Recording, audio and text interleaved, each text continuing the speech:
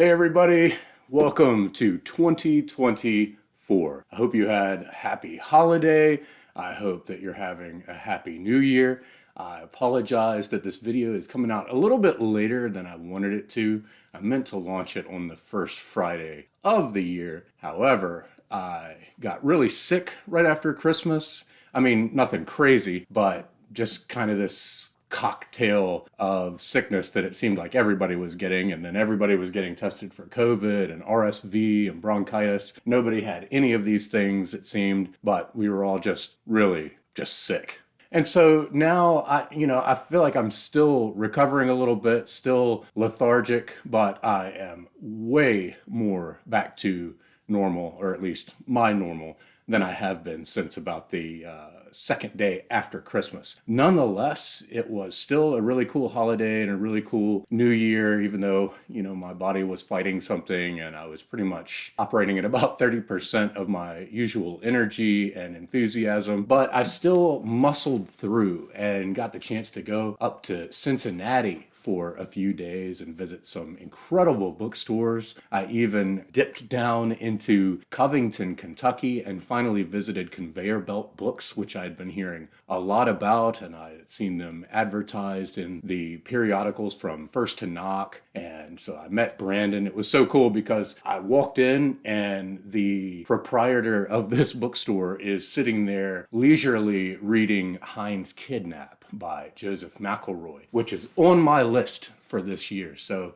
I thought that was a really good introduction. So incredible bookstore, and the guy Brandon there. I didn't meet his other half, but at least Brandon is such a great guy, and that bookstore had an incredible selection. I also got to the Ohio bookstore, which is 5 stories of books, and I got to meet Ohio native and Leaf by Leaf follower and commenter and asker of questions and stimulator of great discussion and thoughts, Kyle Poland. So it was great to meet Kyle Poland. He wasn't the only person that I got to meet in person. Met up with George Salas down in Charlotte at a nice little used books store there. Well, I think they have some new books, but it's mostly used. And we hung out for the day and then went and got some ramen, George. That was a lot of fun. I also discovered just how much of a cineast or cinephile he is, and so I got a list of great recommendations for movies because, as I've quickly found out, George's knowledge of books, which already exceeds my own, is almost lesser than his knowledge of great films. That's something that's always been a weakness of mine. It's just hard. I don't know what the deal is, but I can sit and read a book for 8 hours straight, but to get through a 2-hour movie is something of a chore. I also got to meet Luke Tipping. There's a cool story behind that. Luke Tipping was the first person whom I ran into in public who called me out as Chris from Leaf by Leaf, and it just so happened that we were both going to the same Alton Brown show at the Performing Arts Center in downtown Greensboro. Luke and his wife live in Asheville and had made the trek, and we just happened to be at the same restaurant, and he approached me and said, "Are you Chris from Leaf by Leaf?" And fast forward a little while to last year, and we finally met up, went and had some great Italian food in Winston-Salem, and we've been keeping in touch. So Luke, it was great to meet you in person several times last year. I also got to meet Matt Booker, Jeffrey Sievers, and Jim Gower again last year at the David Foster Wallace Conference. That was a blast. So in general, 2023 was an awesome year of reading and mingling online, mostly with commenters, subscribers, writers, editors, agents, publicists, publishers, professors. I just got in touch with Chris Kaufman at Boston University, who has done a lot of great critical work on William T. Vollmann. Me bringing up his essay in the Against the Day video led to a friend of his bringing my comments and praise of his writing to his attention. He emailed me. This has been the greatest unexpected outcome of doing this channel, is getting in touch with so many people I otherwise never would have gotten in touch with. So to all of you, thank you so much. I really, really appreciate all of your support and encouragement. It really gives me renewed enthusiasm and vigor for reading the types of books that I like to read, to get in touch with so many people who are there too. Now, on the flip side of that, I would like to offer my sincerest apologies to everyone who asked me if I would read their book or submitted something for me to look at and offer feedback on. Some of you, I said, yeah, go ahead and send it to me, and then never got around to it. That's shameful to me. And then for a handful of you, I outright had to just go ahead and say no, because I just know I'm not going to be able to fulfill the expectation to go through with my responsibility, my commitment. And this is something that's the opposite of what I just said about the outcomes of this channel. This is the stuff that really weighs on me and sits on me, because I mean, the truth is that I want to get around to reading everything out there, everything that comes my way. I so wish that I didn't have the human need to sleep. That's very bothersome. I wish I had some sort of insomnia on the one hand that would allow me to read more at odd times, but of course that I know that would just cause all kinds of havoc in my daytime life. But some of you I told toward the end of last year that, I just really can't commit because of going into this year, because there are some good, crazy, big things going on this year in the life and world of Leaf by Leaf. First of all, on June 5th or June 4th, one of those two, Leaf by Leaf turns 5 years old, which I cannot believe the acceleration of the passage of time as I get older. Proust told me this would happen. It's just crazy to think that I started this thing back in 2019 in June, throwing a weak little review of novel explosives out there. So I want to do something fun and special for the 5-year anniversary. I have no clue what to do right now, but hopefully it'll come to me in enough time. The other thing that happens that I'm not so excited about, but I have to go ahead and start acknowledging, is that I turned 40 this year. And being the youngest in my family, my brother is 10 years older, my sister is 12 years older. I've always been the youngest, the baby. For a long time, it felt like an only child because my siblings moved out so much earlier than I did. And then, of course, I started working at a company very, very early in my life and have been the youngest there. So always surrounded by people a lot older than me. Now it's starting to flip, and I find myself turning 40, and honestly, I'm pretty terrified and pretty wrecked already. So all that to say that the way that I've decided to offset this sordid event in 2024 is that I'm going to go to Paris. It's somewhere I've always wanted to go. I've been near Paris as Lyon, and it's time to go and be there with my family. And so as part of that, I am going to be trying to resurrect, to reanimate, to reinvigorate my French skills in preparation. I'm not going to go in August, but because of the Olympics being in Paris right over my birthday, I don't want to be there and all that madness. So I think we're going to go more in October. The weather will be more to my liking then. Anyway, so I'm going ahead and hedging my time. This is why I declined some of your requests. I'm going ahead and hedging my time and building in padding for those French studies between now and October so that I can be more fluent than I am now and more relaxed and conversational. Some of this is just a personal goal, but other parts of it is because with my daughter now at the age she is and her going along with me, I want to show her the rewards of hard work at something like language learning and reading. So all that to say, I'm going to be reading less this year. And as part of that, I'm going to be a lot more selective. For example, right now I'm actually reading Henry at Work, co-authored by John Keg and Jonathan Van Bell. And to be honest, I'm a little over halfway through it, and it's just a little underwhelming for me. I hate to say that, but the promise and the expectation, just they're not being met, despite my penchant for all things Thoreau and the promise of a book like this right at the start of the new year, using Thoreau's writing to talk about why we work and how to find meaning and fulfillment in our work. I thought, oh, that'd be good for me right at the start of a new year, grappling with my day job. But it's just not quite getting there. And then the History of Literature podcast just posted an episode talking about this book and interviewing Jonathan Van Bell. So, for example, whereas I could just spit out a quick little video as I had planned, now I don't think that it's really of value. And so I'll probably be skipping that one for a video. So all that to say, for this year, I'm only going to do videos on the creme de la creme, the standouts, the best of the best of what I read.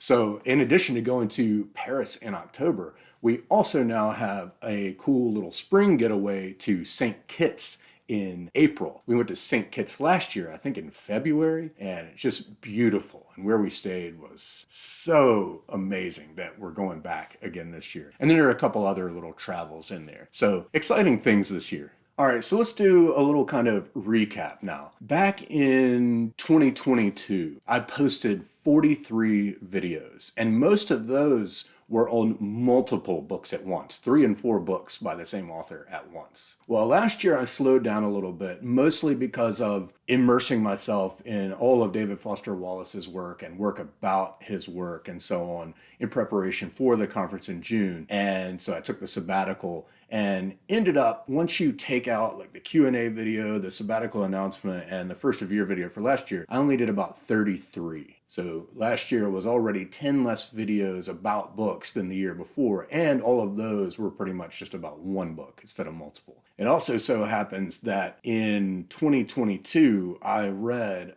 a little over 100 books, but then last year I read right at about 60 books. And I think it's probably going to be about the same this year, given my time constraints for other things. So promises I kept last year, well, like I had said at the start of last year, I did cut down on the number of books I talk about to help not exacerbate the problem of those toppling TBRs and that compulsion to buy, and not get to read any of what you're buying, to cut down on that FOMO of reading. I kept up and followed through all the way to the end with the Why Do We Read Fiction series, and I think that was a lot of fun. I know I got a lot out of it. I did a 5th Q&A. I followed through with the subscriber Wildcard pick, and I continued the Western Core series with John Milton's Paradise Lost. Promises I broke. I believe at the start of last year, I said that I was going to alternate between a fiction, a nonfiction, and a Why Do We Read Fiction series,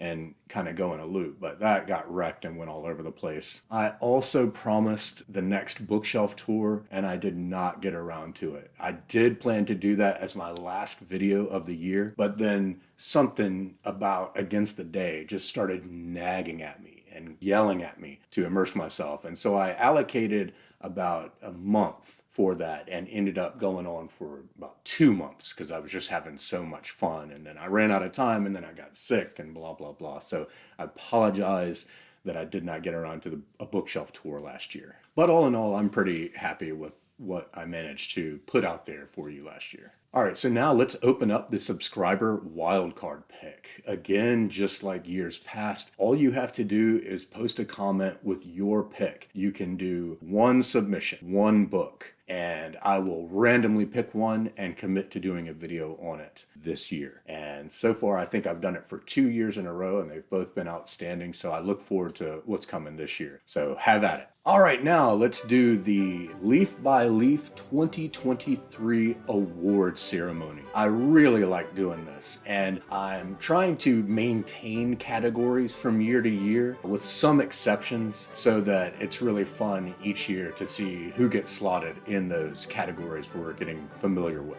So I do this a little bit differently than a lot of people. I don't do like my top 5 books or my top 10 books. I like to give specific awards across all of the books that I did in 2023. So here we go. The best debut novel goes to The Beelan Deck by Matt Booker. And by the way, I reviewed this in print in the winter issue of Rain Taxi. Outstanding job, Matt, and I look forward to more. Best big book goes to The Tale of Genji, and I'm already ready to read the Seidensticker translation fairly soon. This was an outstanding book. Best little book goes to These Possible Lives by Fleur Yagi. I wish all literary biographies were written like this. Best poetry has to go to Paradise Lost by John Milton. You can check out the video to see why. And in fact, all of these books have videos on them, with I think one exception coming up. Best short fiction goes to Bloodchild by Octavia E. Butler. Thank you so much, 7 Stories Press. Best fiction. This encompasses the writing itself, the story, characters, imagination, etc., etc. Goes to Sickle by Ruth Lilligraven. Best nonfiction goes to Bookworm, Conversations with Michael Silverblatt. As some of you know, I spent a lot of time proofreading this and helping out and having conversations with the editor. Wonderful, wonderful compendium of literary conversational feasts. Best essay collection goes to Not to Read by Alejandro Zambra.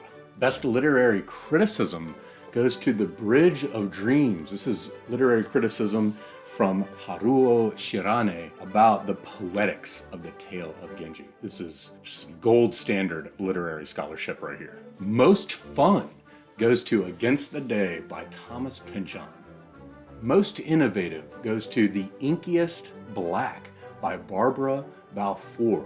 And this is a Canadian artist who took her reading and love of Infinite Jest and made a visual essay out of it that is just outstanding. And this was brought to my attention by my buddy reader of The Tale of Genji, Dylan McNeil. Hopefully someday we will meet in person. So thank you so much for bringing this to my attention. It also represents the exception to this year's award ceremony in that I didn't do an actual video on it. Most emotionally impactful goes to Trans-Relating House 1 by Pupe Misagi, and this was last year's subscriber wildcard pick.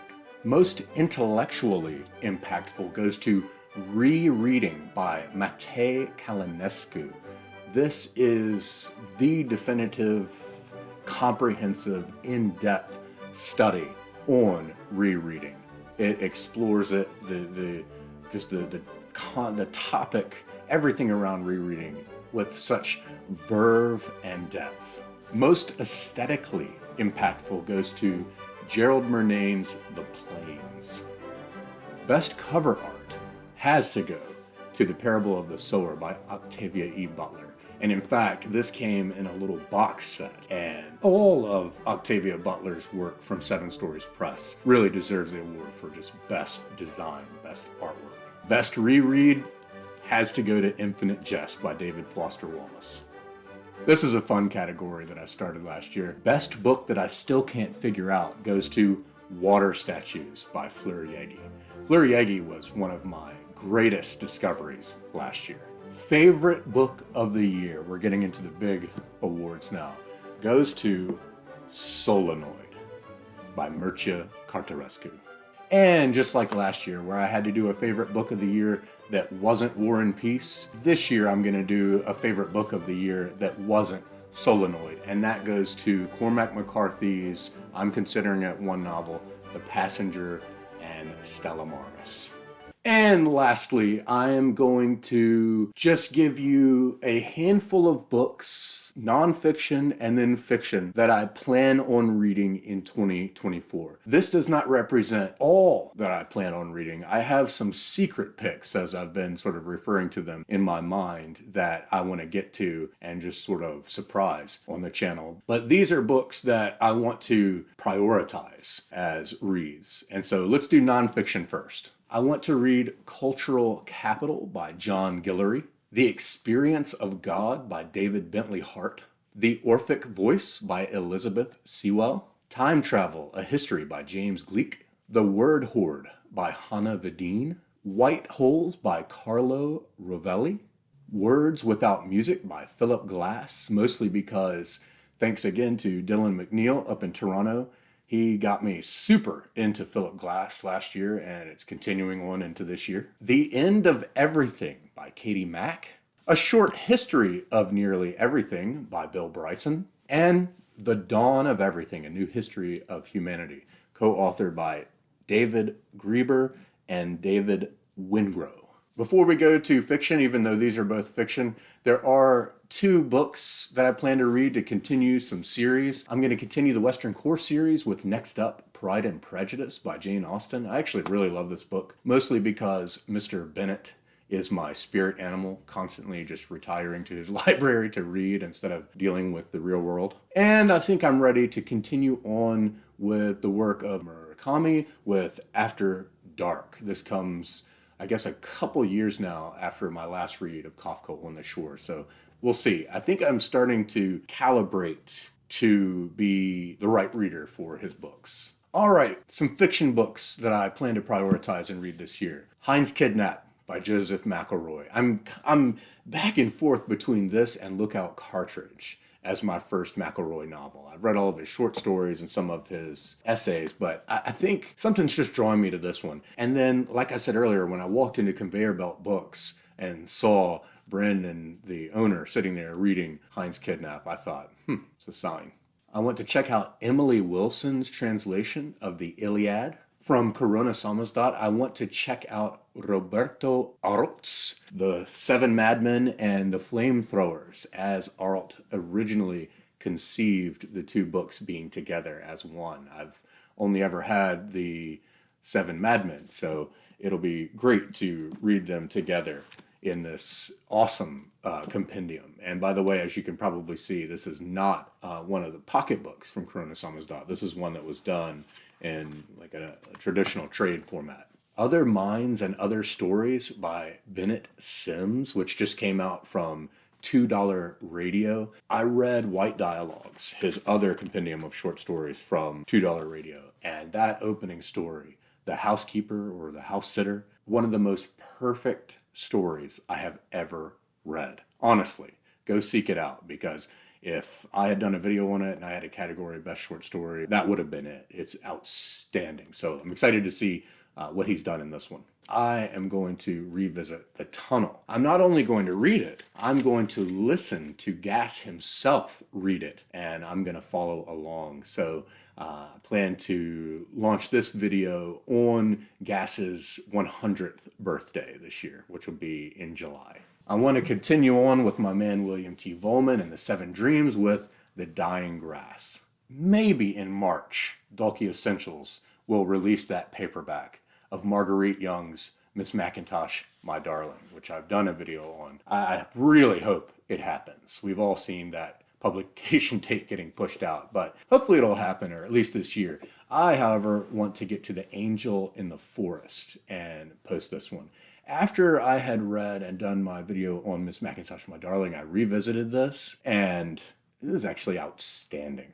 I guess this is technically 3 books, but again, kind of like Roberto Arlt, these 3 books is supposed to represent the Snopes family trilogy by William Faulkner, and that wasn't honored in his lifetime, but Modern Library has put it out. I can't remember exactly. It's what? The Hamlet, the Town, and the City? The Hamlet, the Town, and the Mansion. So I'll be doing this as finally getting Faulkner on the channel. And finally, a self-murder mystery by Gordon Shepherd. This one is wild, and it is about, I always forget his name. Oh, there he is, Hubert Aquin.